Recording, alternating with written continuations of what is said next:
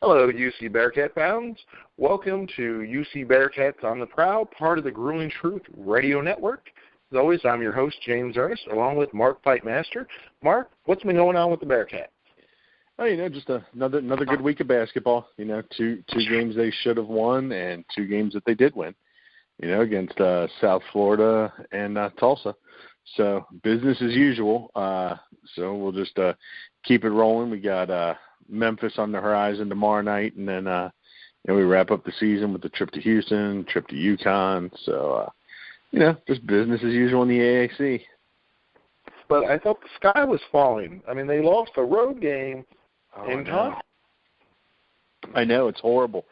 No, I'm not going to sit here and say that there weren't some concerns raised in that loss, but, I mean, shoot, you're going to SMU, and you're playing them at their place. It wasn't a horrible loss. So, again, there were some concerns raised. I think Jacob Evans, the lack of Jacob Evans, I think the lack of confidence from Troy Copain was a problem. But, if you watch the last two games, they've really worked on isolating Jacob Evans to get him back into the offensive flow, and it seems to have worked. I agree with you. It's nice seeing him get back into the flow of the game because, I mean, he's one of those players that if he doesn't really, get going, it could be a short tournament season for us. Exactly. And it's interesting that they actually, you can see, especially in the Tulsa game, they made a concerted effort to isolate him on one side of the court, man on man, and have him go on his guy. Have him take him to the hole or post or pop up the 3-point shot. So I like where Mick is going with that. I like how he is making that work, and he's trying to instill some confidence in a young man. Exactly, and that's huge. I mean, you would think at this point in his career they would have that, but, yeah, confidence, I mean, it just makes a great impact in the game. Exactly. And all in all, you got to remember these are kids, I mean, yeah, they're 19, 20, 21 years old, but they're still kids playing a game. So it's, you got to do what you got to do to get them confident. And Mick, quite honestly, this could, we've talked about this being his best team. This may be some of his best coaching that we have seen here at Cincinnati, doing the little things here and there to get guys confidence and to get guys going. So, yeah, I agree with you. I mean, he's done some big things over the years. I mean, at different times where he's had to actually borrow players off the football team to be able to build a team. So, I mean, he has went through a lot. But you're right. Mm-hmm. He's doing big things with these young men who do have a lot of talent, but like you said, some of the more talented ones, even on the team, don't have the experience level. Well, they need that kick in the butt, and that's what Mick gives them. It's interesting. This past week on sports radio, some of the narrative, at least on Sports Talk with Lance McAllister, has been, is Mick Cronin the most underappreciated coach in the entire city of Cincinnati? When you think about all the different coaches we have. And quite honestly, I think he is. You look at what he's done since he got here, and I think in his first 2 years, at one point he was like 25 wins and 38 losses. And they were playing in the CBI or whatever that was. I remember going to a postseason game at Shoemaker Center or Fifth Third Arena or whatever we want to call it, and there was like 100 people there. It was ridiculous, and now they're back in the national picture. We're 6 years in a row to the tournament, looking at 7. He's done a great coaching job, and I think he's very underappreciated. Yeah. Well, yeah, plus he it's hard to argue that point. You're right. That he hasn't done made a big difference in the team. Actually, my only concern is with him doing so well, just like the problems we have with basketball. If you do too well, what happens? Yeah, you move. You get plucked by somebody big. But I listened to an interview from with Mike DeCourcy on a podcast, and he was asked about Mick Cronin. It was a local one. I think it might have been Lance McAllister again. And, of course, he said that he just can't imagine Cronin leaving. It's his hometown team, you know. It's where he went to school. It's where he graduated. It's where he cut his teeth. So, you know, and now that doesn't preclude maybe, you know, some huge name comes swooping in and offers millions of dollars to him. Maybe he goes, but I couldn't see him leaving for what we would consider like a parallel move, you know. Yeah, that makes sense. I agree with you. Yeah, I mean, if it was, I'm trying to think of who would be big enough where you would go, yeah, I totally need to take that opportunity. Yeah, maybe like, you know, he coached at Louisville with Pitino, maybe there. Maybe, you know, I mean, like it'd be tough to turn down a North Carolina or a Duke or somebody, but good Lord, you know, those jobs come open once a lifetime now, you know. So I think we just need to sit back and enjoy the coaching job he's done, because this year is outstanding, and his coaching career here has been outstanding. Yeah, he's had an excellent run, and hopefully keeps going. Switching gears, the women's team, over the last couple of games, they're 1-1, and they have 2 more games left on the season. So there's still a possibility they could do some postseason as well. Probably not the NCAA tournament, but, you know, NIT or, like you mentioned, CIT or CBI, those type of things. Mm-hmm. Yeah, you know, and with a team that's growing and with the job the coach is doing there, you need postseason exposure. It doesn't matter what tournament it is, you know, just to be seen on TV and say, hey, you know, Cincinnati, they're playing in the postseason. Maybe I want to give them a look, you know, that kind of thing. You need publicity. Exactly. Yeah, because if you're not getting your name out there, it's really hard to recruit nowadays. I mean, there's so many teams out there, and it's no longer just, you know, the power conferences. There's so many teams that are reaching out and getting some good name players. Mm-hmm. Yep. But they just need to keep working at it. Hopefully they'll win, you know, both of the games. But if not, if they could at least go 1-1 and then maybe do something in their postseason tournament, that would be great. Right. I mean, if they can get into their postseason tournament and make a run to the finals, who knows what happens? You know, NCAA bid might be tough, but definitely an NIT bid, I would think. So, you know, we wish the women good luck, you know, and hopefully they can make it to that final game and have a showdown with UConn, because I think that one spot is already etched in stone, you know. Yeah. Might as well give UConn a bye to the finals. Mm-hmm. Yeah, knowing this year, they have no chance of losing. I mean, shoot, they beat Baylor, who was number 2 in the country. They beat Ohio State. They beat South Carolina. I mean, all these teams that are incredibly talented, and, it wasn't even close. Right. Yep. And, you know, that's what you get when you have a team like that. You know, when you we've talked about them in the past. They're just a machine.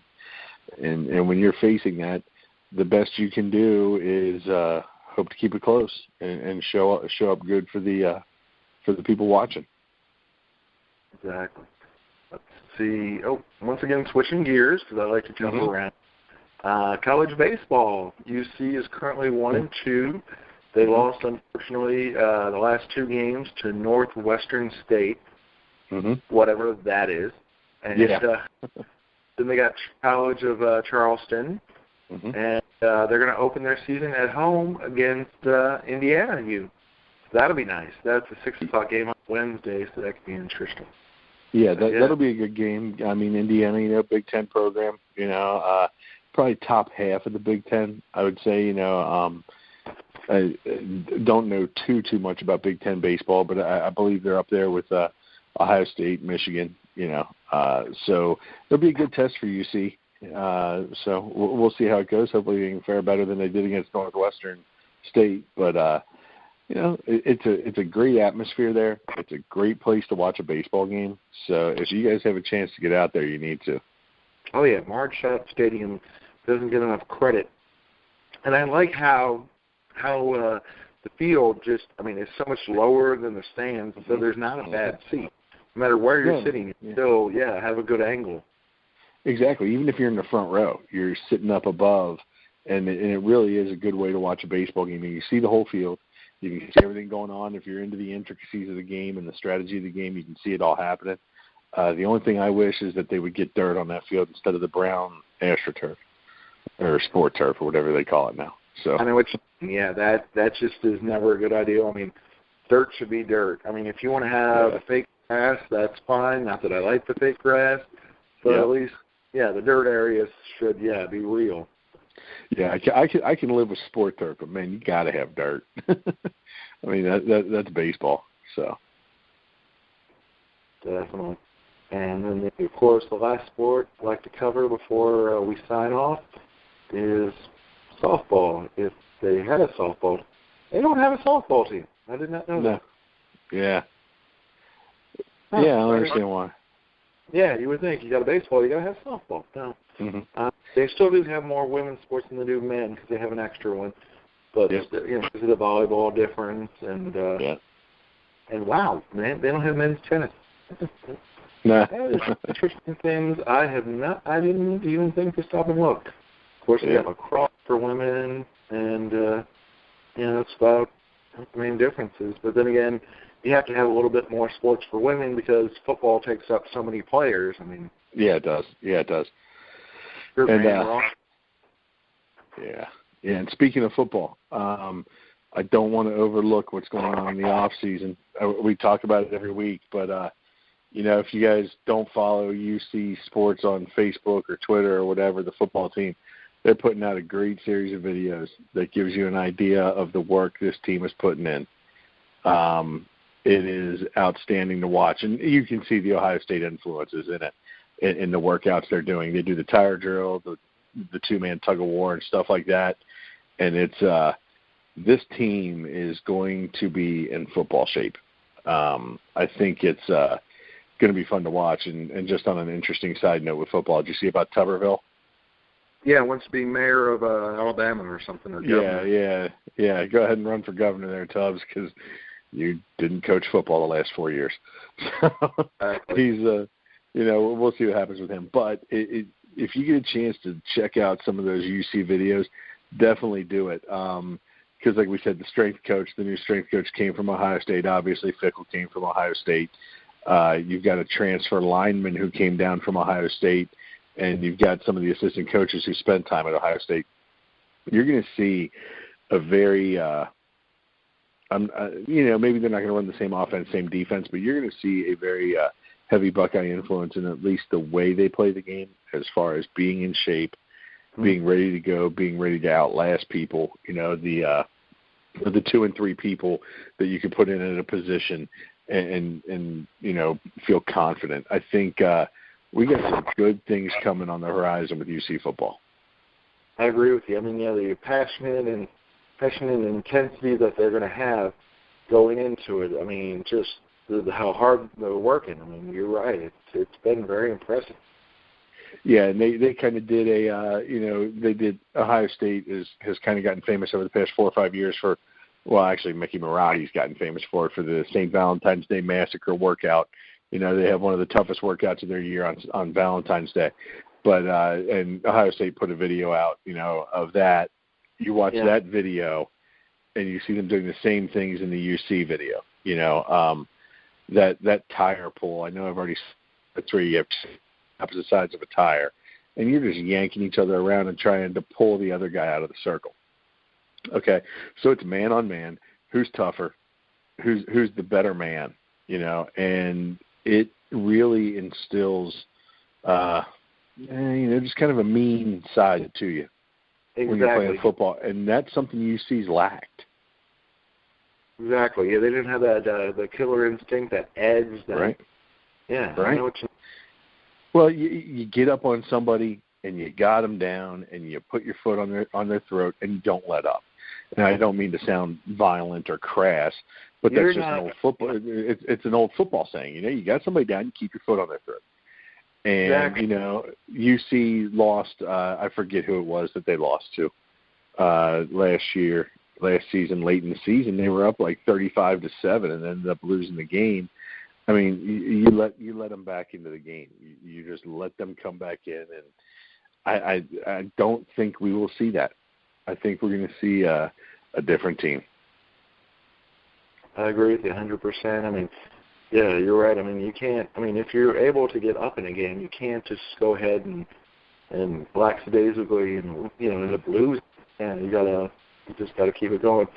And like you said, I mean, you're not talking like a Dominican Sue where you actually are literally stepping down their throat. Yeah, he would take it literally based on his track record. But yeah, I don't think that's gonna be a problem with the Bearcats players. Yep. Sounds great. Well, as always, folks, we just want to thank you for tuning in to UC Bearcats on the Prowl, part of the Growing Truth Radio Network. And we look forward to talking more Bearcats next week. Yep, go Cats. Cool, man.